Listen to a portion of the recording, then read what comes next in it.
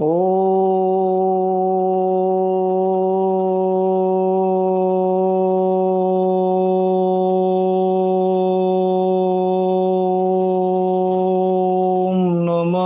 शिवाय। आज पवित्र ग्रंथ शिव महापुराण का 28वां दिन। आइए श्रवण करते हैं। आज शुरू करते हैं शतरुद्र संहिता। शिव जी के सद्योजात वामदेव, तत्पुरुष, अघोर और ईशान नामक 5 अवतारों का वर्णन। वंदे महानंदमनंतलीलम महेश्वरम सर्वभिवं महांतम गौरी प्रियम कार्तिक विघ्नराज समुद्भवं शंकरमादिदेवम। जो परमानंदमय हैं, जिनकी लीलाएं अनंत हैं, जो ईश्वरों के भी ईश्वर, सर्वव्यापक, महान, गौरी के प्रियतम तथा स्वामी कार्तिक और विघ्नराज गणेश को उत्पन्न करने वाले हैं, उन आदिदेव शंकर जी की मैं वंदना करता हूँ। शौनक जी ने कहा कि महाभाग सूत जी, आप तो पुराणकर्ता व्यास जी के शिष्य तथा ज्ञान और दया की निधि हैं। अतः अब आप शंभु के उन अवतारों का वर्णन कीजिए जिनके द्वारा उन्होंने सत्पुरुषों का कल्याण किया है। सूत जी बोले, शौनक जी, आप तो मननशील व्यक्ति हैं, अतः अब मैं आपसे शिव जी के उन अवतारों का वर्णन करता हूँ। आप अपनी इंद्रियों को वश में करके सद्भक्ति पूर्वक मन लगाकर श्रवण कीजिए। मुने, पूर्व काल में सनत कुमार जी ने नंदीश्वर से, जो सत्पुरुषों की गति तथा शिव स्वरूप ही हैं, यही प्रश्न किया था। उस समय नंदीश्वर ने शिव जी का स्मरण करते हुए उन्हें यों उत्तर दिया था। नंदीश्वर ने कहा कि मुने, यों तो सर्वव्यापी सर्वेश्वर शिव के कल्प कल्पांतरों में असंख्य अवतार हुए हैं, तथापि इस समय मैं अपनी बुद्धि के अनुसार उनमें से कुछ का वर्णन करता हूँ। 19वां कल्प, जो श्वेत लोहित नाम से विख्यात है, उसमें शिव जी का सद्योजात नामक अवतार हुआ था। वह उनका प्रथम अवतार कहलाता है। उस कल्प में जब ब्रह्मा परम ब्रह्म का ध्यान कर रहे थे, उसी समय एक श्वेत और लोहित वर्णमाला शिखाधारी कुमार उत्पन्न हुआ। उसे देखकर ब्रह्मा ने मन ही मन विचार किया। जब उन्हें यह ज्ञात हो गया कि यह पुरुष ब्रह्म रूपी परमेश्वर है, तब उन्होंने अंजलि बांधकर उसकी वंदना की। फिर जब भुवनेश्वर ब्रह्मा को पता लग गया कि यह सद्योजात कुमार शिव ही हैं, तब उन्हें महान हर्ष हुआ। वे अपनी सद्बुद्धि से बारंबार उस परम ब्रह्म का चिंतन करने लगे। ब्रह्मा जी ध्यान कर ही रहे थे कि वहां श्वेत वर्ण वाले 4 यशस्वी कुमार प्रकट हुए। वे परमोत्कृष्ट, ज्ञान संपन्न तथा परम ब्रह्म के स्वरूप थे। उनके नाम थे सुनंद, नंदन, विश्वनंद और उपनंदन। ये सब के सब महात्मा थे और ब्रह्मा जी के शिष्य हुए। इनसे वह ब्रह्मलोक व्याप्त हो गया। तदनंतर सद्योजात रूप से प्रकट हुए परमेश्वर शिव ने परम प्रसन्न होकर ब्रह्मा को ज्ञान तथा सृष्टि रचना की शक्ति प्रदान की। यह सद्योजात नामक पहला अवतार हुआ। तदनंतर रक्त नाम से प्रसिद्ध 20वां कल्प आया। उस कल्प में ब्रह्मा जी ने रक्त वर्ण का शरीर धारण किया था। जिस समय ब्रह्मा जी पुत्र की कामना से ध्यान कर रहे थे, उसी समय उनसे एक पुत्र प्रकट हुआ। उसके शरीर पर लाल रंग की माला और लाल ही वस्त्र शोभा पा रहे थे। उनके नेत्र भी लाल थे और वह आभूषण भी लाल पहने हुए थे। उस महान आत्मबल से संपन्न कुमार को देखकर ब्रह्मा जी ध्यानस्थ हो गए। जब उन्हें ज्ञात हो गया कि ये वामदेव शिष्य हैं, तब उन्होंने हाथ जोड़कर उस कुमार को प्रणाम किया। तत्पश्चात उनके बिरजा, विवाह, विशोक और विश्वभाजन नाम के 4 पुत्र उत्पन्न हुए, जो सभी लाल वस्त्र धारण किए हुए थे। तब वामदेव रूपधारी परमेश्वर शंभु ने परम प्रसन्न होकर ब्रह्मा को ज्ञान तथा सृष्टि रचना की शक्ति प्रदान की। यह वामदेव नामक दूसरा अवतार हुआ। इसके बाद 21वां कल्प आया, जो पीतवासा नाम से कहा गया आता है। उस कल्प में महाभाग ब्रह्मा पीत वस्त्रधारी हुए। जब वे पुत्र की कामना से ध्यान कर रहे थे, उस समय उनसे एक महातेजस्वी कुमार उत्पन्न हुआ। उस प्रौढ़ कुमार की भुजाएं विशाल थीं और उसके शरीर पर पीतांबर झलमला रहा था। उस ध्यानमग्न बालक को देखकर ब्रह्मा जी ने अपनी बुद्धि के बल से उसे तत्पुरुष शिव समझा।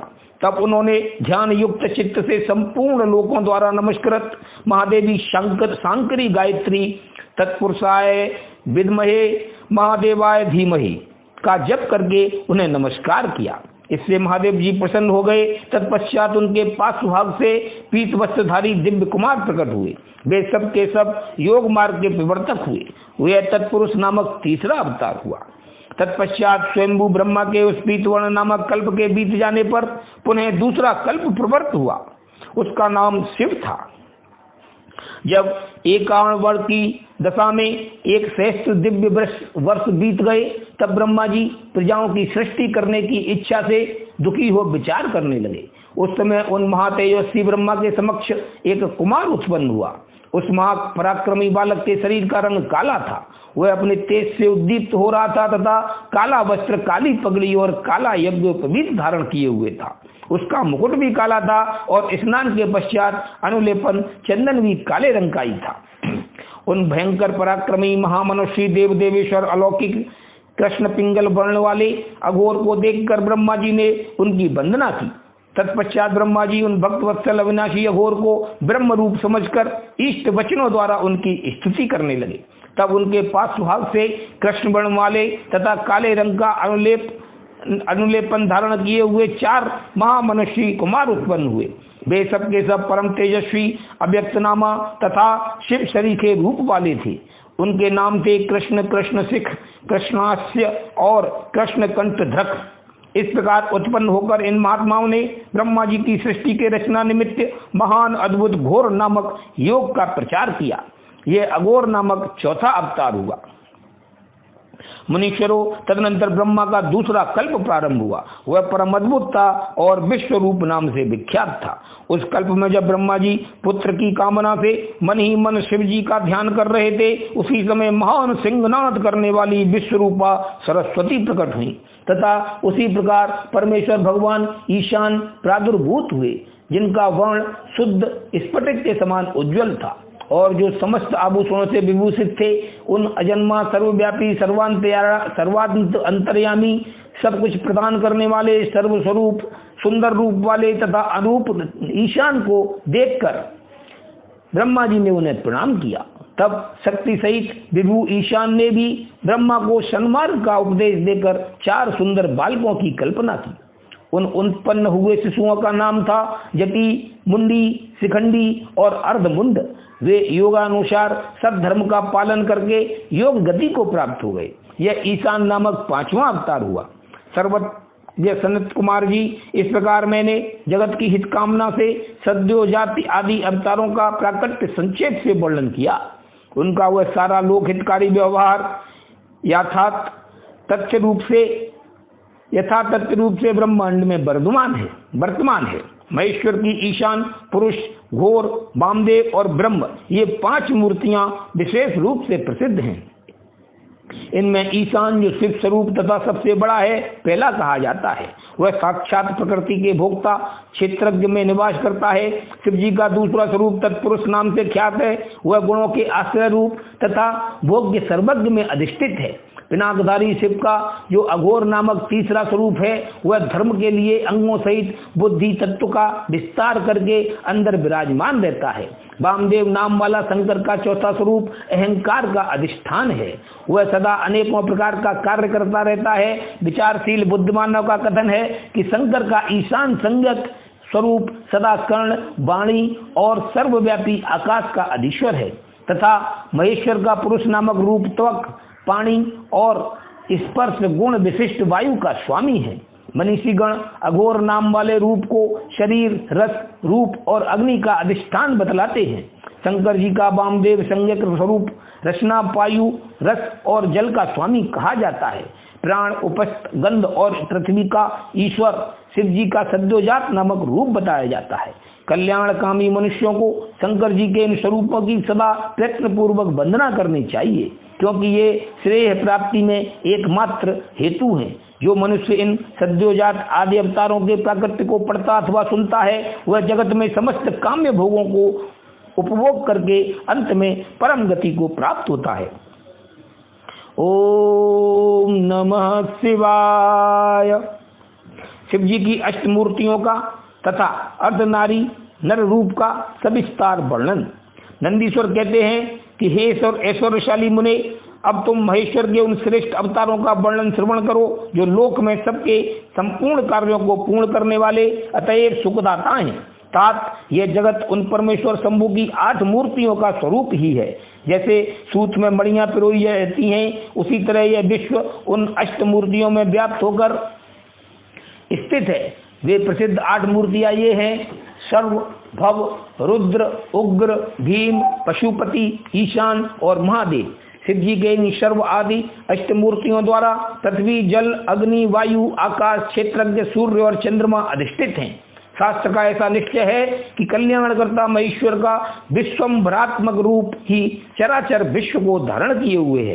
परमात्मा शिव का सलिलात्मक रूप जो समस्त जगत को जीवन प्रदान करने वाला है, भव नाम से कहा जाता है, जो जगत के बाहर भीतर वर्तमान है और स्वयं ही विश्व का भरण पोषण करता तथा स्पंदित होता है। उग्र रूपधारी प्रभु के उस रूप को सत्पुरुष उग्र कहते हैं। महादेव का जो सबको अवकाश देने वाला सर्वव्यापी आकाशात्मक रूप है, उसे भीम कहते हैं। वह भूत वृंद का भेदक है। जो रूप समस्त आत्माओं का अधिष्ठान, संपूर्ण क्षेत्रों में निवास करने वाला और जीवों के भवपास का छेदक है, उसे पशुपति का रूप समझना चाहिए। महेश्वर का संपूर्ण जगत को प्रकाशित करने वाला जो सूर्य नामक रूप है, उसे ईशान कहते हैं। वह द्युलोक में भ्रमण करता है। अमृतमयी रश्मियों वाला जो चंद्रमा संपूर्ण विश्व को आह्लादित करता है, शिव का वह रूप महादेव नाम से पुकारा जाता है। आत्मा परमात्मा शिव का 8वां रूप है। यह मूर्ति अन्य मूर्तियों की व्यापिका है, इसीलिए सारा विश्व शिवमय है। जिस प्रकार वृक्ष के मूल को सींचने से उसकी शाखाएं पुष्पित हो जाती हैं, उसी तरह शिव का पूजन करने से शिव स्वरूप विश्व परिपुष्ट होता है। जैसे इस लोक में पुत्र पौत्र आदि को प्रसन्न देखकर पिता हर्षित होता है, उसी तरह विश्व की भली भांति हर्षित देखकर शंकर जी को आनंद मिलता है। इसीलिए यदि कोई किसी भी देहधारी को कष्ट देता है तो निसंदेह मानो उसने अष्टमूर्ति शिव जी का ही अनिष्ट किया है। सनत कुमार जी, इस प्रकार भगवान शिव अपनी अष्टमूर्तियों द्वारा समस्त विश्व को अधिष्ठित करके विराजमान हैं। अतः तुम पूर्ण भक्ति भाव से उन परम कारण सुरुद्र का भजन करो। प्रिय सनत कुमार जी, अब तुम शिव जी के अनुपम अर्धनारी नर रूप का वर्णन सुनो। महाप्राज्ञ वह रूप ब्रह्मा की कामनाओं को पूर्ण करने वाला है। सृष्टि के आदि में जब सृष्टिकर्ता ब्रह्मा द्वारा रची हुई सारी प्रजाएं विस्तार को नहीं प्राप्त हुई, तब ब्रह्मा उस दुख से दुखी हो चिंताकुल हो गई। उसी समय यूं आकाशवाणी हुई, ब्रह्मांड अब मैथुनी सृष्टि की रचना करूं। उस व्योमवाणी को सुनकर ब्रह्मा ने मैथुनी सृष्टि उत्पन्न करने का विचार किया, परंतु इससे पहले नारियों का कुल ईशान से प्रकट ही नहीं हुआ था। इसीलिए पद्मयोनि ब्रह्मा मैथुनी सृष्टि रचने में समर्थ न हो सके। तब वे यह विचार करके कि शंभु की कृपा के बिना मैथुनी प्रजा उत्पन्न नहीं हो सकती, तप करने को उद्यत हुए। उस समय ब्रह्मा पराशक्ति शिवा सहित परमेश्वर शिव का प्रेम पूर्वक हृदय में ध्यान करके घोर तप करने लगे। तदनंतर तपो अनुष्ठान में लगे हुए ब्रह्मा के उस तीव्र तप से थोड़े ही समय में शिव जी प्रसन्न हो गए। तब वे कष्टहारी शंकर पूर्ण सच्चिदानंद की कामदा मूर्ति में प्रविष्ट होकर अर्धनारी नर रूप से ब्रह्मा के निकट प्रकट हो गए। उन देवादिदेव शंकर को पराशक्ति शिवा के साथ आया हुआ देख ब्रह्मा ने दंड की भांति भूमि पर लेटकर उन्हें प्रणाम किया और फिर वे हाथ जोड़कर स्तुति करने लगे। तब विश्वकर्ता देवादिदेव महादेव परमेश्वर परम प्रसन्न होकर ब्रह्मा से मेल की सी गंभीर वाणी में बोले। ईश्वर ने कहा कि महाभागवत मेरे प्यारे पुत्र पितामह, मुझे तुम्हारा सारा मनोरथ पूर्णतया ज्ञात हो गया है। तुमने जो इस समय प्रजाओं की वृद्धि के लिए घोर तप किया है, तुम्हारे उस तप से मैं प्रसन्न हो गया हूँ और तुम्हें अपना अभीष्ट प्रदान करूंगा। यह स्वभाव से ही मधुर तथा परम उदार वचन कहकर शिव जी ने अपने शरीर के अर्धभाग से शिवा देवी को पृथक कर दिया। तब शिव से पृथक होकर प्रकट हुई उन परमाशक्ति को देखकर ब्रह्मा विनम्र भाव से प्रणाम करके उनसे प्रार्थना करने लगे। ब्रह्मा ने कहा कि शिवे, सृष्टि के प्रारंभ में तुम्हारे पति देवादिदेव परमात्मा शंभु ने मेरी सृष्टि की थी और मेरे द्वारा सारी प्रजाओं की रचना की थी। शिवे, तब मैंने देवता आदि समस्त प्रजाओं की मानसिक सृष्टि की, परंतु बारंबार रचना करने पर भी उनकी बुद्धि वृद्धि नहीं हो पा रही थी। अतः अब मैं स्त्री पुरुष के समागम से उत्पन्न होने वाली सृष्टि का निर्माण करके अपनी सारी प्रजाओं की वृद्धि करना चाहता हूँ, किंतु अभी तक तुमसे अक्षय नारी कुल का प्राकट्य नहीं हुआ है। इस कारण नारी कुल की सृष्टि करना मेरी शक्ति के बाहर है, क्योंकि सारी शक्तियों का उद्गम स्थान तुम ही हो। इसीलिए मैं तुम अखिलेश्वरी परमाशक्ति से प्रार्थना करता हूँ, शिवे मैं तुम्हें नमस्कार करता हूँ, तुम मुझे नारी कुल की सृष्टि करने के लिए शक्ति प्रदान करो, क्योंकि शिव प्रिय इसी को तुम चराचर जगत की उत्पत्ति का कारण समझो। वरदेश्वरी मैं तुमसे एक और वर की याचना करता हूँ, जगत माता कृपा करके उसे भी मुझे दीजिए। मैं तुम्हारे चरणों में नमस्कार करता हूँ। वह वर यह है कि सर्वव्यापिनी जगत जननी तुम चराचर जगत की वृद्धि के लिए अपने एक सर्व समर्थ रूप से मेरे पुत्र दक्ष की पुत्री हो जाओ। ब्रह्मा द्वारा जो याचना किए जाने पर परमेश्वरी देवी शिवा ने तथास्तु ऐसा ही होगा कहकर वह शक्ति ब्रह्मा को प्रदान कर दी। सुतराम जगमयी शिवशक्ति शिवा देवी ने अपनी भौहों के मध्य भाग से अपने ही समान प्रभावशाली एक शक्ति की रचना की। उस शक्ति को देखकर देवश्रेष्ठ भगवान शंकर, जो लीलाकारी कष्टहारी और कृपा के सागर हैं, हंसते हुए जगदम्बिका से बोले। शिव जी ने कहा, देवी परमेष्टि ब्रह्मा ने तपस्या द्वारा तुम्हारी आराधना की है, अतः अब तुम उन पर प्रसन्न हो जाओ और उनका सारा मनोरथ पूर्ण करो। तब शिवा देवी ने परमेश्वर शिव की उस आज्ञा को सिर झुकाकर ग्रहण किया और ब्रह्मा के कथानुसार दक्ष की पुत्री होना स्वीकार कर लिया। मुने इस प्रकार शिवा देवी ब्रह्मा को अनुपम शक्ति प्रदान करके शंभु के शरीर में प्रविष्ट हो गई। तत्पश्चात भगवान शंकर भी तुरंत ही अंतर ध्यान हो गए। तभी से इस लोक में स्त्री भाग की कल्पना हुई और मैथुनी सृष्टि चल पड़ी। इससे ब्रह्मा को महान आनंद प्राप्त हुआ। तात इस प्रकार मैंने तुमसे शिव जी के महान अनुपम अर्धनारी नर रूप का वर्णन कर दिया है। यह सत्पुरुषों के लिए मंगलदायक है। ओम नमः शिवाय। अब 12 कल्प में होने वाले शिव जी के प्रथम अवतार से लेकर नवम ऋषभ अवतार तक का वर्णन। नंदीश्वर जी कहते हैं कि सर्वज्ञ सनत कुमार जी, एक बार रुद्र ने हर्षित होकर ब्रह्मा जी से शंकर के चरित्र का प्रेम पूर्वक वर्णन किया था। वह चरित्र सदा परम सुखदायक है, उसे तुम श्रवण करो। वह चरित्र इस प्रकार है। शिव जी ने कहा था कि ब्रह्मन 12 कल्प के 7वें मनवंतर में संपूर्ण लोकों को प्रकाशित करने वाले भगवान कल्पेश्वर, जो तुम्हारे प्रपौत्र हैं, वे वस्वत मनु के पुत्र होंगे। तब उस मनवंतर की चतुर्योगियों के किसी द्वापर युग में मैं लोकों पर अनुग्रह करने तथा ब्राह्मणों का हित करने के लिए प्रकट होऊंगा। ब्राह्मण युग प्रवृत्ति के अनुसार उस प्रथम चतुर्युगी के प्रथम द्वापर युग में जब प्रभु स्वयं ही व्यास होंगे, तब मैं उस कलयुग के अंत में ब्राह्मणों के हितार्थ शिवा सहित श्वेत नामक महामुनि होकर प्रकट होऊंगा। उस समय हिमालय के रमणीय शिखर छागल नामक पर्वत श्रेष्ठ पर मेरे शिखाधारी 4 शिष्य उत्पन्न होंगे। उनके नाम होंगे श्वेत, श्वेतशिख, श्वेताश्व और श्वेत लोहित। वे चारों ध्यान योग के आश्रय से मेरे नगर में जाएंगे। वहां वे मुझ अविनाशी को तत्व जानकर मेरे भक्त हो जाएंगे तथा जन्म जरा और मृत्यु से रहित होकर परम ब्रह्म की समाधि में लीन रहेंगे।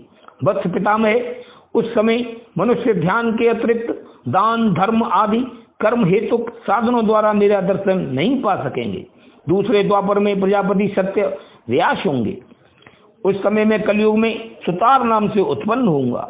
वहां भी मेरे दुंदुभी, शत्रुप, ऋषिक तथा केतुमान नामक 4 वेदवादी द्विज शिष्य होंगे। वे चारों ध्यान योग के बल से मेरे नगर को जाएंगे और मुझ अविनाशी को तत्व जानकर मुक्त हो जाएंगे। तीसरे द्वापर में जब भार्गव नामक व्यास होंगे, तब मैं भी नगर के निकट ही दमन नाम से प्रकट होऊंगा। उस समय भी मेरे विशोक, विशेष, विपाप और पापनाशन नामक 4 पुत्र होंगे। चतुरानन, उस अवतार में मैं शिष्यों को साथ ले व्यास की सहायता करूंगा और उस कलयुग में निर्वर्ती मार्ग को सुदृढ़ बनाऊंगा। चौथे द्वापर में जब अंगिरा व्यास कहे जाएंगे, उस समय मैं सुहोत्र नाम से अवतार लूंगा। उस समय भी मेरे 4 योग साधक महात्मा पुत्र होंगे। ब्राह्मण, उनके नाम होंगे सुमुख, दुर्मुख, दुर्दम और दुरतिक्रम। उस अवसर पर भी मैं इन शिष्यों के साथ में व्यास की सहायता में लगा रहूंगा। 5वें द्वापर में सविता व्यास नाम से कहे जाएंगे। तब मैं कंक नामक महातपस्वी योगी होऊंगा। ब्राह्मण, वहां भी मेरे 4 योग साधक महात्मा पुत्र होंगे। उनके नाम बतलाता हूँ, सुनो। सनत, सनातन, प्रभावशाली सनंदन और सर्वव्यापक निर्मल तथा अहंकार रहित सनत कुमार।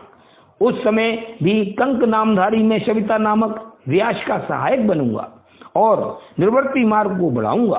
पुनः 6ठे द्वापर के प्रवर्त होने पर जब मृत्यु लोक कारक व्यास होंगे और वेदों का विभाजन करेंगे, उस समय भी मैं व्यास की सहायता करने के लिए लोकाक्षी नाम से प्रकट होऊंगा और निर्वर्ती पथ की उन्नति करूंगा। वहां भी मेरे 4 दृढ़वर्ती शिष्य होंगे। उनके नाम होंगे सुधामा, विरजा, संजय और विजय। विधे 7वें द्वापर के आरंभ में जब सतक्रतु नामक व्यास होंगे, उस समय भी मैं योग मार्ग में परम निपुण जैगी सभ्य नाम से प्रकट होऊंगा और काशीपुरी में गुफा के अंदर दिव्य देश में कुशासन पर बैठकर योग को सुदृढ़ बनाऊंगा तथा सतक्रतु नामक व्यास की सहायता करूंगा और संसार भय से भक्तों का उद्धार करूंगा।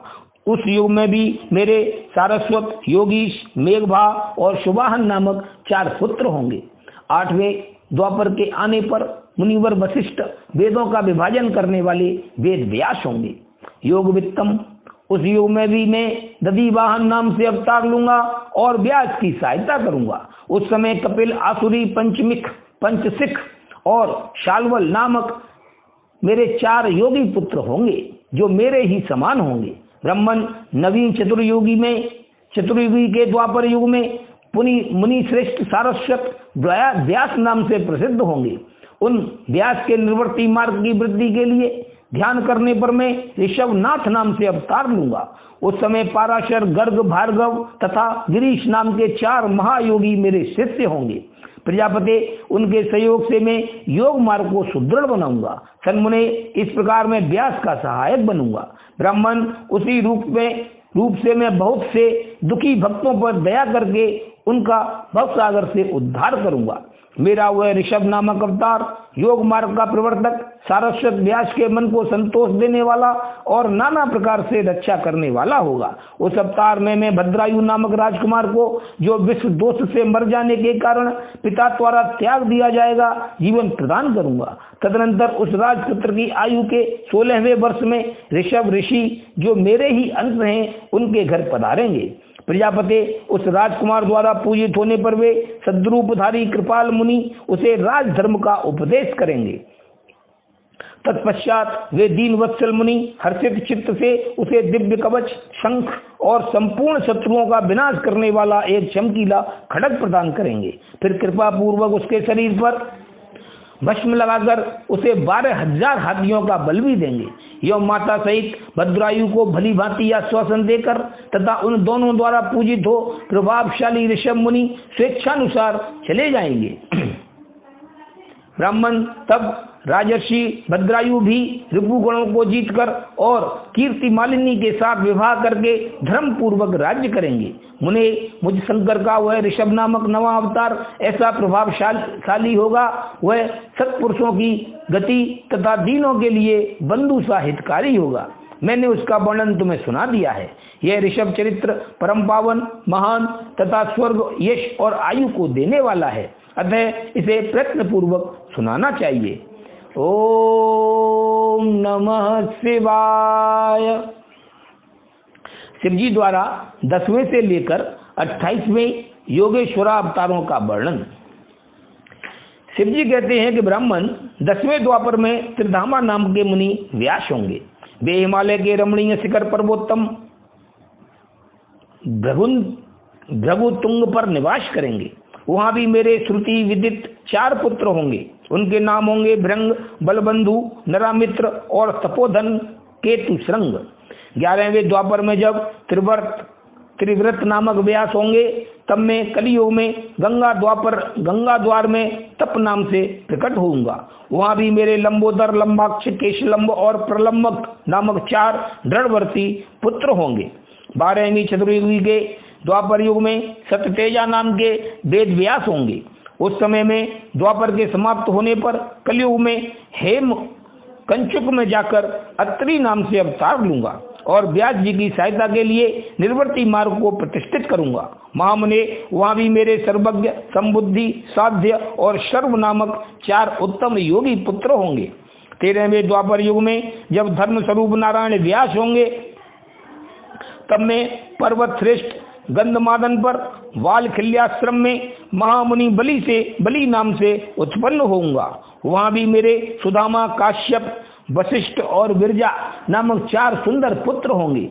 14वीं चतुर्युगी के द्वापर युग में जब रक्ष नामक व्यास होंगे, उस समय में अंगिरा के वंश में गौतम नाम से उत्पन्न होऊंगा। उस कलयुग में भी अत्रि, वशद, श्रवण और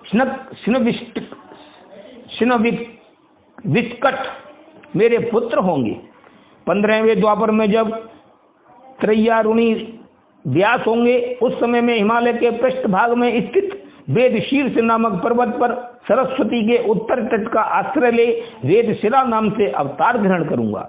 उस समय महापराक्रमी वेदशिरी ही मेरा अस्त्र होगा। वहां भी मेरे 4 दृढ़ पराक्रमी पुत्र होंगे। उनके नाम होंगे कुणी, कुलिबाहु, कुशरीर और कुनेत्रक। 16वें द्वापर युग में जब व्यास जी का नाम देव होगा, तब मैं योग प्रदान करने के लिए परम पुण्य में गोकर्ण वन में गोकर्ण नाम से प्रकट होऊंगा। वहां भी मेरे काश्यप, उष्णा, च्यवन और बृहस्पति नामक 4 पुत्र होंगे। वे जल के समान निर्मल और योगी होंगे तथा उसी मार्ग के आश्रय से शिवलोक को प्राप्त हो जाएंगे। 17वीं चतुर्युगी के द्वापर युग में देव कृत्यंजय व्यास होंगे। उस समय में हिमालय के अत्यंत ऊंचे एवं रमणीय शिखर महालय पर्वत पर गुहावासी नाम से अवतार धारण करूंगा। क्योंकि हिमालय शिव क्षेत्र कहलाता है, वहीं उतथ्य, वामदेव, महायोग और महाबल नाम के मेरे पुत्र भी होंगे।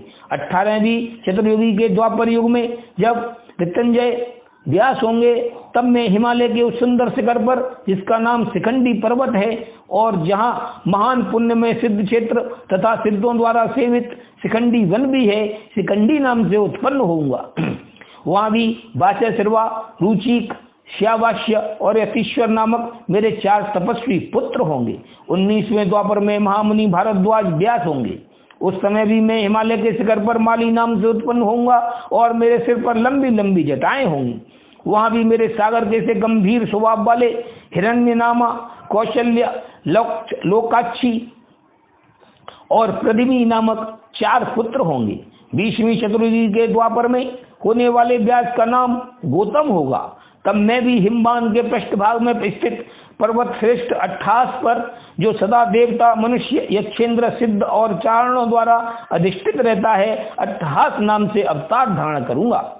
उस युग के मनुष्य 28 प्रेमी होंगे। उस समय भी मेरे उत्तम योग संपन्न 4 पुत्र होंगे। उनके नाम होंगे सुमंत, बर्बरी, विद्वान, कबंध और कुड़ी कंदर। 21वें द्वापर युग में जब बाचे श्रवा नाम के व्यास होंगे, तब मैं दारुक नाम से प्रकट होऊंगा। इसीलिए उस शुभ स्थान का नाम दारुवन पड़ जाएगा। वहां भी मेरे पिलक्ष, दारवायणी, केतुमान तथा गौतम नाम के 4 परम योगी पुत्र उत्पन्न होंगे। 22वीं चतुर्युगी के द्वापर में जब सुषमायण नामक व्यास होंगे, तब मैं भी वाराणसीपुरी में लांगली भीम नामक महामुनि के रूप में अवतरित होऊंगा। उस कलयुग में इंद्र सहित समस्त देवता मुझ हला युद्धधारी शिव का दर्शन करेंगे। उस अवतार में भी मेरे भल्लवी, मधु, पिंग और श्वेत केतु नामक 4 परम धार्मिक पुत्र होंगे। 23वीं चतुर्युगी में जब तृणबिंदु मुनि व्यास होंगे, तब मैं सुंदर कालिंजरगिरी पर श्वेत नाम से प्रकट होऊंगा। वहां भी मेरे उशिक, बृहदस्व, देवल और कवि नाम से प्रसिद्ध 4 तपस्वी पुत्र होंगे। 24वीं चतुर्युगी में जब ऐश्वर्यशाली यक्ष व्यास होंगे, तब उस युग में मैं नैमिष क्षेत्र में शूली नामक महायोगी बनकर उत्पन्न होऊंगा।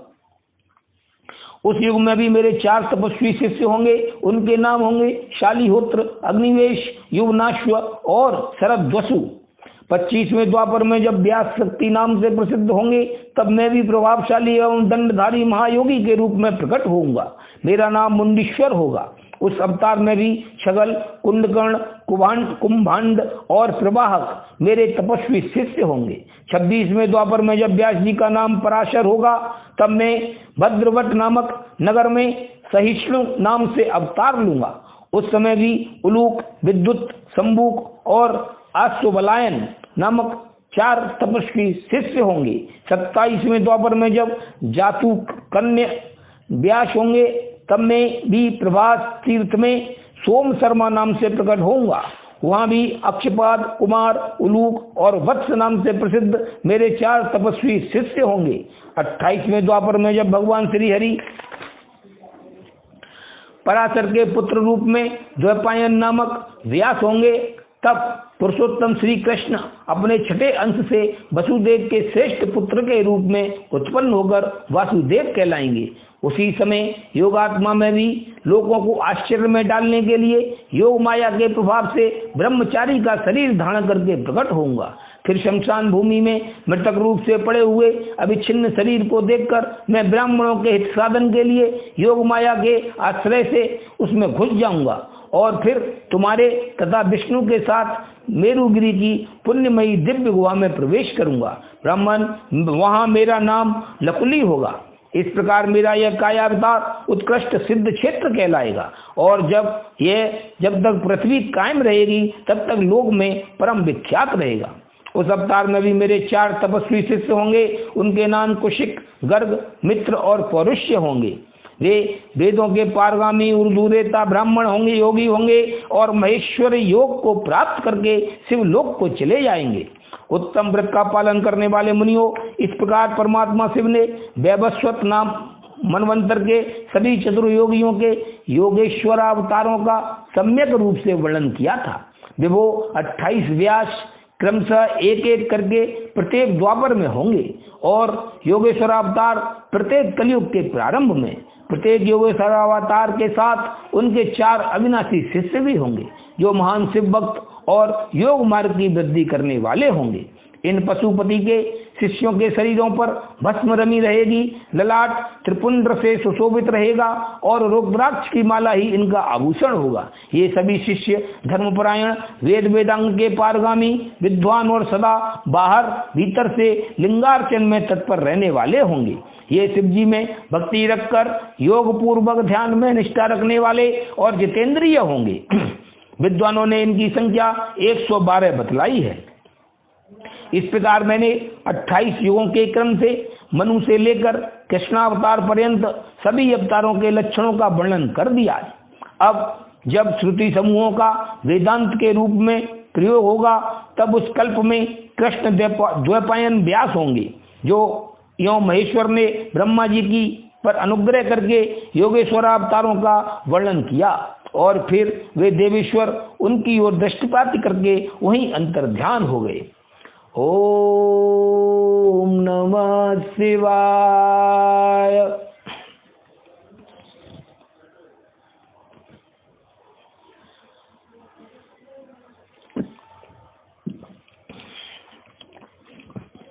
अब नंदीश्वर अवतार का वर्णन।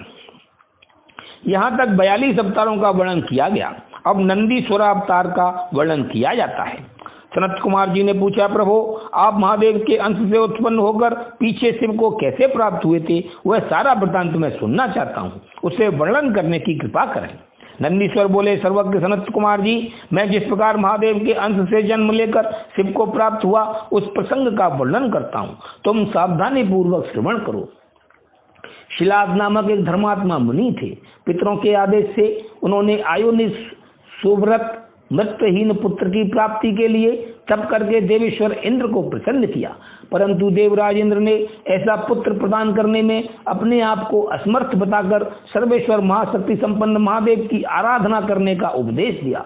तब शिलाद भगवान महादेव को प्रसन्न करने के लिए तप करने लगे। उनके तप से प्रसन्न होकर महादेव जी वहां पधारे और महासमाधि मग्न शिलाद को थपथपा कर जगाया। तब शिलाद ने शिव का स्तवन किया और भगवान शिव के उन्हें वर देने को प्रस्तुत होने पर उनसे कहा, प्रभु मैं आपके ही समान मृत्युहीन आयोनिश पुत्र चाहता हूँ। तब शिव जी प्रसन्न होकर मुनि से बोले। शिव जी ने कहा, तपोधन विप्र, पूर्व काल में ब्रह्मा जी ने, मुनियों ने तथा बड़े बड़े देवताओं ने मेरे अवतार धारण करने के लिए तपस्या द्वारा मेरी आराधना की थी। इसीलिए मुने, यद्यपि मैं सारे जगत का पिता हूँ, फिर भी तुम मेरे पिता बनोगे और मैं तुम्हारा अयोनिज पुत्र होऊंगा तथा मेरा नाम नंदी होगा। नंदीश्वर जी कहते हैं कि मुने, यों कहकर कृपालु शंकर ने अपने चरणों में प्रणिपात करके सामने खड़े हुए शिलाद मुनि की ओर कृपा दृष्टि से देखा और उन्हें ऐसा आदेश दे वे तुरंत ही उमा सहित वहीं अंतर ध्यान हो गए। महादेव जी के चले जाने के पश्चात महामुनि शिलाद ने अपने आश्रम में आकर ऋषियों से वह सारा वृत्तांत कह सुनाया। कुछ समय बीत जाने के बाद जब यज्ञ वेत्ताओं में श्रेष्ठ मेरे पिताजी यज्ञ करने के लिए यज्ञ क्षेत्र को जोत रहे थे, उसी समय में शंभु की आज्ञा से यज्ञ के पूर्व ही उनके शरीर से उत्पन्न हो गया। उस समय मेरे शरीर की प्रभा युगांतकालीन अग्नि के समान थी। तब सारी दिशाओं में प्रसन्नता छा गई और शिलाद मुनि की भी बड़ी प्रशंसा हुई।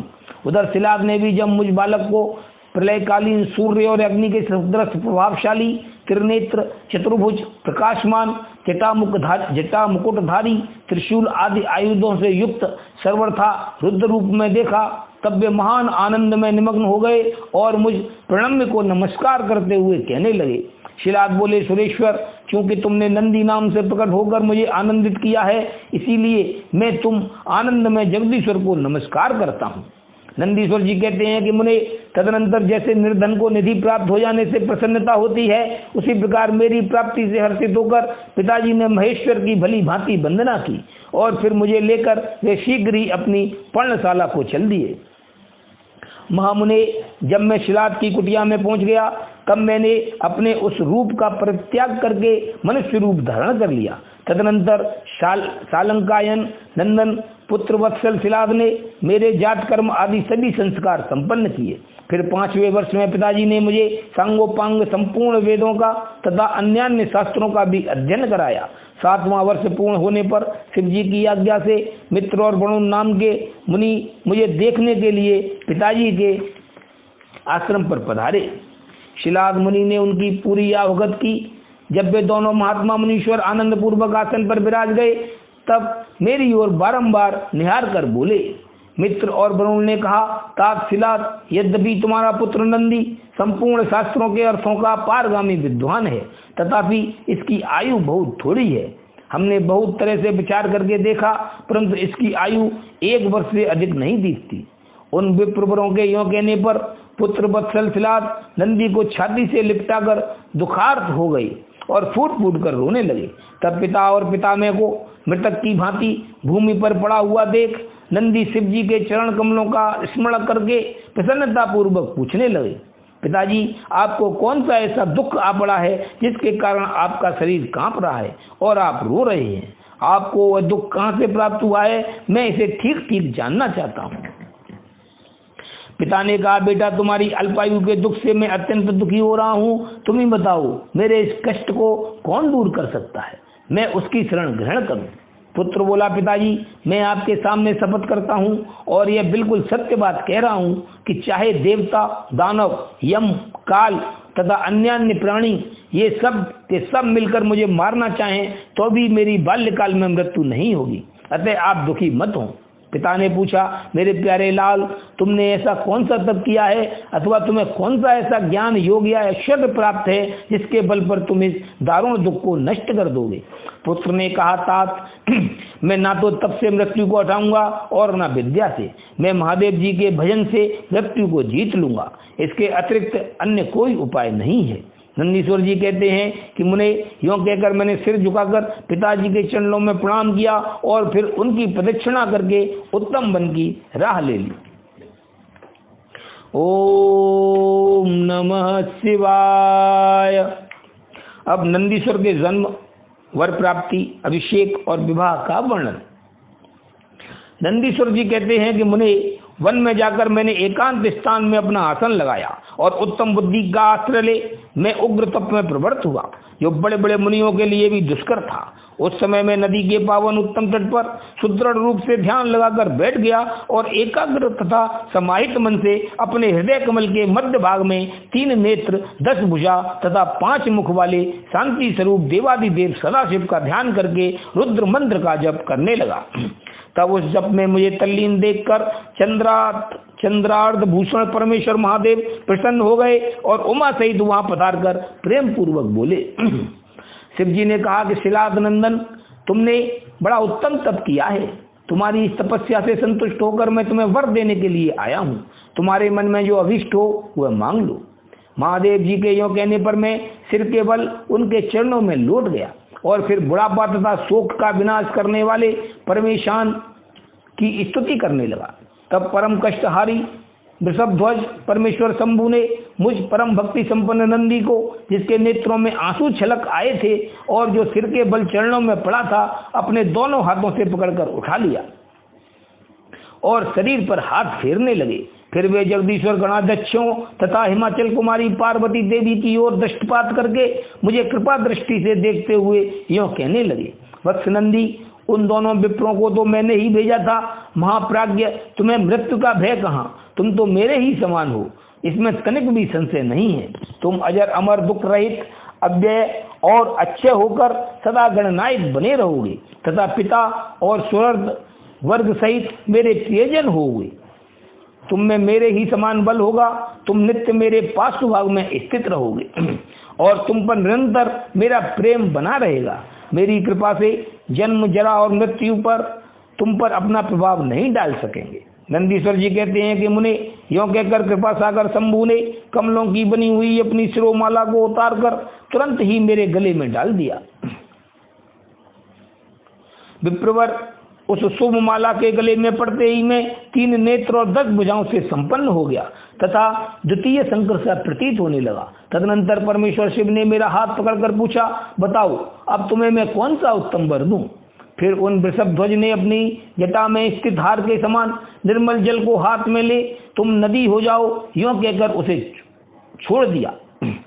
तब वह जल उत्तम ढंग से बहने वाली स्वच्छ जल से परिपूर्ण महान वेगशालिनी दिव्य रूपा 5 सुंदर नदियों के रूप में परिवर्तित हो गया। उनके नाम हैं जटोदका, त्रिस्त्रोता, वृषध्वनि, स्वर्णोदका और जम्बू नदी। मुने, यह पंचनद शिव के पृष्ठभाग की भांति परम शुभ है। महेश्वर के निकट इनका नाम लेने से यह परम पावन हो जाता है। जो मनुष्य पंचनद पर जाकर स्नान और जप करके परमेश्वर शिव का पूजन करता है वह शिव सायुज्य को प्राप्त होता है, इसमें संशय नहीं है। तत्पश्चात शंभु ने उमा से कहा कि अब मैं नंदी का अभिषेक करके इसे गणाध्यक्ष बनाना चाहता हूँ, इस विषय में तुम्हारी क्या राय है? तब उमा बोली, देवेश, आप नंदी को गणाध्यक्ष पद प्रदान कर सकते हैं, क्योंकि परमेश्वर यह शिलाद नंदन मेरे लिए पुत्र श्री का है, इसीलिए नाथ यह मुझे बहुत ही प्यारा है। तदनंतर भक्त वत्सल भगवान शंकर ने अपने अतुल बलशाली गणों को बुलाकर उनसे कहा। शिव जी बोले, गणनायकों, तुम सब लोग मेरी एक आज्ञा का पालन करो। यह मेरा प्रिय पुत्र नंदीश्वर सभी गणनायकों का अध्यक्ष और गणों का नेता है, इसीलिए तुम सब लोग मिलकर इसका मेरे गणों के अधिपति पद पर प्रेम पूर्वक अभिषेक करो। आज से यह नंदीश्वर तुम लोगों का स्वामी होगा। नंदीश्वर जी कहते हैं कि मुने, शंकर जी के इस कथन पर सभी गणनायकों ने एवं मस्तु कहकर उसे स्वीकार किया और वे सामग्री जुटाने में लग गए। फिर सब देवताओं और मुनियों ने मिलकर मेरा अभिषेक किया। तदनंतर मरुतों को मनोहारिणी दिव्य कन्या श्वेता से मेरा विवाह करा दिया। उस समय मुझे बहुत सी दिव्य वस्तुएं मिली। माँ मुने, इस प्रकार विवाह करके मैंने अपनी उस पत्नी के साथ शंभु, शिवा और ब्रह्मा और श्री हरि के चरणों में प्रणाम किया। तब त्रिलोकेश्वर भक्त वत्सल भगवान शिव पत्नी सहित मुझसे परम प्रेम पूर्वक बोले। ईश्वर ने कहा कि सत्पुत्र, यह तुम्हारी प्रिया श्वेता और तुम मेरी बात सुनो। तुम मुझे परम प्रिय हो, अतः मैं स्नेह पूर्वक तुम्हें मनवांछित वर प्रदान करूंगा। गणेश्वर, नंदीश, देवी पार्वती सहित मैं तुम पर सदा संतुष्ट हूँ, इसीलिए वत्स तुम मेरा उत्तम वचन श्रवण करो। तुम मेरे अटूट प्रेमी, विशिष्ट, परम ऐश्वर्य संपन्न, महायोगी, महान धनुर्धारी, अजय, सबको जीतने वाले, महाबली और सदा पूज्य होगे। जहाँ मैं रहूँगा वहाँ तुम्हारी स्थिति होगी और जहाँ तुम रहोगे वहाँ मैं उपस्थित रहूँगा। यही दशा तुम्हारे पिता और पिता में की भी होगी। पुत्र, तुम्हारे ये महाबली पिता परम ऐश्वर्यशाली मेरे भक्त और गणाध्यक्ष होंगे। वत्स, ये ही नियम तुम्हारे पिता में पर भी लागू होंगे। अंत में तुम सब लोग मुझसे वरदान प्राप्त करके मेरा सानिध्य प्राप्त करोगे। नंदीश्वर जी कहते हैं कि मुने, तत्पश्चात महाभागा उमा देवी वर देने के लिए उत्सुक हो मुझ नंदी से बोली, बेटा तू मुझसे भी वर मांग ले, मैं तेरी सारी अभिष्ट कामनाओं को पूर्ण कर दूंगी। तब देवी के उन वचन को सुनकर मैंने हाथ जोड़कर कहा, देवी आपके चरणों में मेरी सदा उत्तम भक्ति बनी रही। यही मेरी याचना सुनकर देवी ने कहा, एव मस्तु, ऐसा ही होगा। फिर शिवानंदी की प्रियतमा पत्नी स्वेसा से बोली, देवी ने कहा, वत्से तुम भी अपना अभिष्ट वर ग्रहण करो। तुम्हारे 3 नेत्र होंगे, तुम जन्म बंधन से छूट जाओगी और पुत्र पौत्रों से संपन्न रहोगी तथा तुम्हारी मुझ में और अपने स्वामी में अटल भक्ति बनी रहेगी। नंदीश्वर जी कहते हैं कि मुने, तदनंतर शिव जी की आज्ञा से परम प्रसन्न हुए ब्रह्मा, विष्णु तथा समस्त देवगणों ने भी प्रेम पूर्वक हम दोनों को वरदान दिए। तत्पश्चात परमेश्वर शिव कुटुंब सहित मुझे अपनाकर तथा उमा सहित वृक्ष पर आरूढ़ हो संबंधियों एवं बांधवों के साथ अपने निवास स्थान को चले गए। तब वहां उपस्थित विष्णु आदि समस्त देवता मेरी प्रशंसा तथा शिव शिवा की स्तुति करते हुए अपने अपने धाम को चल दिए। वत्स, इस प्रकार मैंने तुमसे अपने अवतार का वर्णन कर दिया है। महामुने, यह मनुष्यों के लिए सदा आनंददायक और शिव भक्ति का वर्धक है। जो श्रद्धालु मानव भक्ति भावित चित्त से मुझ नंदी के इस जन्म, वर प्राप्ति, अभिषेक और विवाह के वृत्तांत को सुनेगा अथवा दूसरों को सुनाएगा तथा पढ़ेगा या दूसरे को पढ़ाएगा, वह इस लोक में संपूर्ण सुखों को भोग कर अंत में परम गति को प्राप्त होगा। ओम नमः शिवाय। अब काल भैरव का महात्म्य, विश्ववानर की तपस्या और शिवजी का प्रसन्न होकर उनकी पत्नी सुचिस्मति के गर्भ से उनके पुत्र रूप में प्रकट होने का उन्हें वरदान देना। तदनंतर भगवान शंकर के भैरवतार का वर्णन करके नंदीश्वर ने कहा, महामुने, परमेश्वर शिव उत्तमोत्तम लीलाएं रचने वाले तथा सत्पुरुषों के प्रेमी हैं। उन्होंने मार्गशीर्ष मास के कृष्ण पक्ष की अष्टमी को भैरव रूप से अवतार लिया था। इसीलिए जो मनुष्य मार्गशीर्ष मास की कृष्णाष्टमी को काल भैरव के सन्निकट उपवास करके रात्रि में जागरण करता है, वह समस्त पापों से मुक्त हो जाता है। जो मनुष्य अन्यत्र भी भक्ति पूर्वक जागरण सहित इस व्रत का अनुष्ठान करेगा, वह भी महापापों से मुक्त होकर सद्गति को प्राप्त हो जाएगा।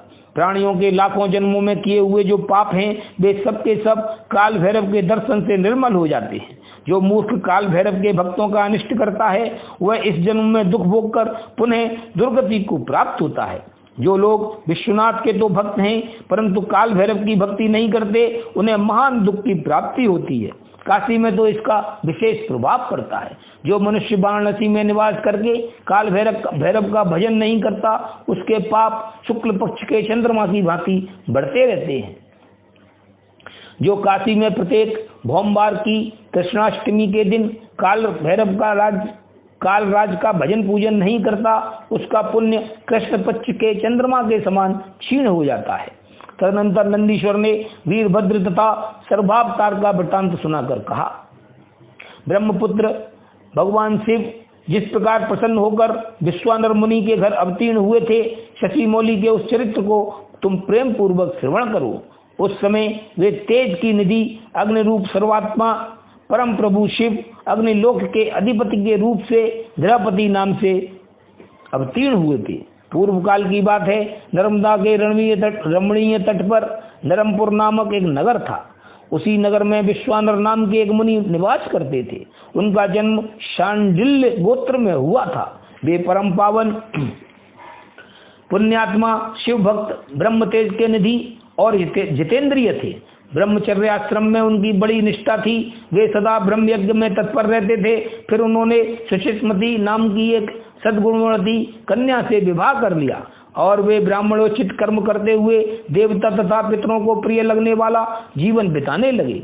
इस प्रकार जब बहुत सा समय व्यतीत हो गया, तब उन ब्राह्मण की भार्या सुचिस्मती, जो उत्तम व्रत का पालन करने वाली थीं, अपने पति से बोली, प्राणनाथ, स्त्रियों के योग्य जितने आनंदप्रद भोग हैं, उन सबको मैंने आपकी कृपा से आपके साथ रहकर भोग लिया है। परंतु नाथ, मेरे हृदय में एक लालसा चिरकाल से वर्तमान है और वह गृहस्थों के लिए उचित भी है। उसे आप पूर्ण करने की कृपा करें। स्वामिन, यदि मैं वर पाने के योग्य हूँ और आप मुझे वर देना चाहते हैं, तो मुझे महेश्वर श्री का पुत्र प्रदान कीजिए। इसके अतिरिक्त मैं दूसरा वर नहीं चाहती। नंदीश्वर जी कहते हैं कि मुने, पत्नी की बात सुनकर पवित्र व्रतपरायण ब्राह्मण विश्वानर क्षण भर के लिए समाधिस्थ हो गए और हृदय में यूं विचार करने लगे, अहो, मेरी इस सूक्ष्मांगी पत्नी ने कैसा अत्यंत दुर्लभ वर मांगा है। यह तो मेरे मनोरथ पथ से बहुत दूर है। अच्छा, शिव जी तो सब कुछ करने में समर्थ हैं। ऐसा प्रतीत होता है मानो उन शंभू ने ही इनके मुख में बैठकर वाणी रूप से ऐसी बात कही है, अन्यथा दूसरा कौन ऐसा करने में समर्थ हो सकता है। तदनंतर वे एक पत्नी व्रती मुनि विश्वानार पत्नी को आश्वासन देकर वाराणसी में गए और घोर तप के द्वारा भगवान शिव के वीरेश लिंग की आराधना करने लगे।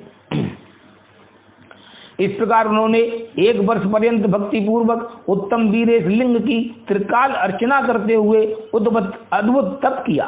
13वां मास आने पर एक दिन वे द्विजवर प्रातः काल त्रिपथगामिनी गंगा के जल में स्नान करके ज्यों ही वीरेश के निकट पहुंचे, त्यों ही उन तपोधन को उस लिंग के मध्य एक 8 वर्षीय विभूति भूषित बालक दिखाई दिया। उस नग्न शिशु के नेत्र कानों तक फैले हुए थे, होठों पर गहरी लालिमा छाई हुई थी, मस्तक पर पीले रंग की सुंदर जटा सुशोभित थी और मुख पर हंसी खेल रही थी।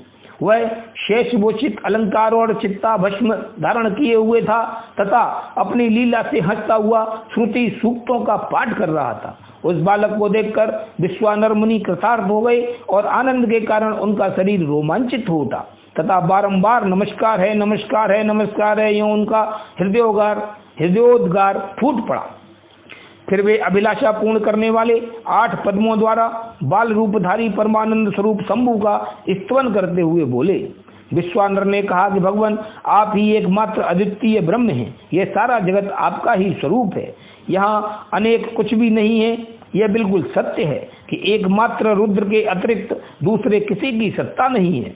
इसीलिए मैं आप महेश की शरण ग्रहण करता हूँ। शंभो, आप ही सबके कर्ता हरता हैं तथा जैसे आत्मधर्म एक होते हुए भी अनेक रूप में दिखता है, उसी प्रकार आप भी एक रूप होकर नाना रूपों में व्याप्त हैं। फिर भी आप रूप रहित हैं। इसीलिए आप ईश्वर के अतिरिक्त मैं किसी दूसरे की शरण नहीं ले सकता। जैसे रज्जु में सर्प, सीपी में चांदी और मृगमरीचिका में जल प्रवाह का भान मिथ्या है, उसी प्रकार जिसे जान लेने पर यह विश्व प्रपंच मिथ्या भाषित होता है, उन महेश्वर की मैं शरण लेता हूँ। शंभो, जल में जो शीतलता, अग्नि में दहकता, सूर्य में गर्मी, चंद्रमा में आह्लादकारिता, पुष्प में गंध और दुग्ध में घी वर्तमान है, वह आपका ही स्वरूप है। अतः मैं आपकी शरण में हूँ। आप कान रहित होकर शब्द सुनते हैं, नासिका विहीन होकर सूंघते हैं, पैर न होने पर भी दूर तक चले जाते हैं, नेत्रहीन होकर सब कुछ देखते हैं और जिह्वा रहित होकर भी समस्त रसों के ज्ञाता हैं। भला आपको सम्यक रूप से कौन जान सकता है। इसीलिए मैं आपकी शरण में जाता हूँ। ईश, आपके रहस्य को ना तो साक्षात वेद ही जानता है, ना विष्णु, ना अखिल विश्व के विधाता ब्रह्मा, ना योगींद्र और ना इंद्र आदि प्रधान देवताओं को ही इसका पता है, परंतु आपका भक्त उसे जान लेता है। अतः मैं आपकी शरण ग्रहण करता हूँ। ईश, ना तो आपका कोई गोत्र है, ना जन्म है, ना नाम है, ना रूप है, ना शील है और ना देश है।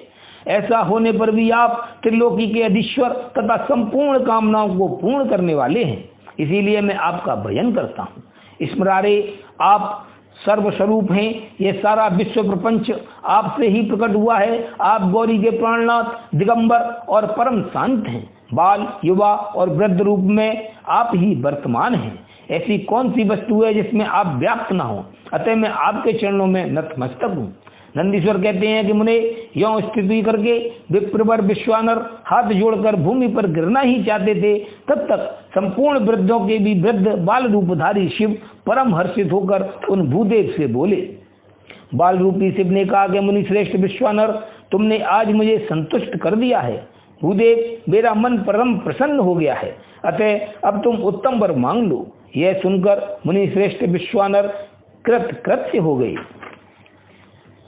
और उनका मन हर्षमग्न हो गया। तब वे उठकर बाल रूपधारी शंकर जी से बोले। विश्वानर ने कहा, प्रभावशाली महेश्वर, आप तो सर्वांत अंतर्यामी, ऐश्वर्य संपन्न, सर्व तथा भक्तों को सब कुछ दे डालने वाले हैं। भला आप सर्वज्ञ से कौन सी बात छिपी है? फिर भी आप मुझे दीनता प्रकट करने वाली याचंका के प्रति आकृष्ट होने के लिए कह रहे हैं। महेशान, ऐसा जानकर आपकी जैसी इच्छा हो वैसा कीजिए। नंदीश्वर जी कहते हैं कि मुने पवित्र व्रत में तत्पर विश्वानर के उस वचन को सुनकर पावन स्वरूपधारी महादेव हंसकर शुचि विश्वानार से बोले। शुचे, तुमने अपने हृदय में अपनी पत्नी सुचिस्मति के प्रति जो अभिलाषा कर रखी है वह निसंदेह थोड़े ही समय में पूर्ण हो जाएगी। महामते, मैं सुचिस्मति के गर्भ से तुम्हारा पुत्र होकर प्रकट होऊंगा। मेरा नाम गृहपति होगा। मैं परम पावन और समस्त देवताओं के लिए प्रिय होऊंगा।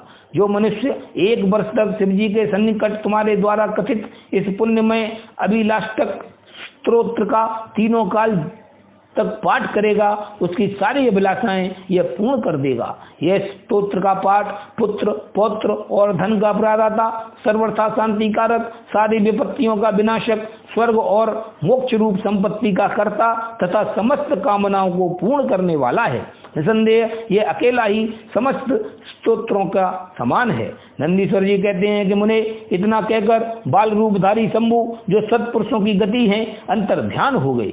तब विप्रवर विश्वानार भी प्रसन्न मन से अपने घर को लौट गए। ओम नमः शिवाय।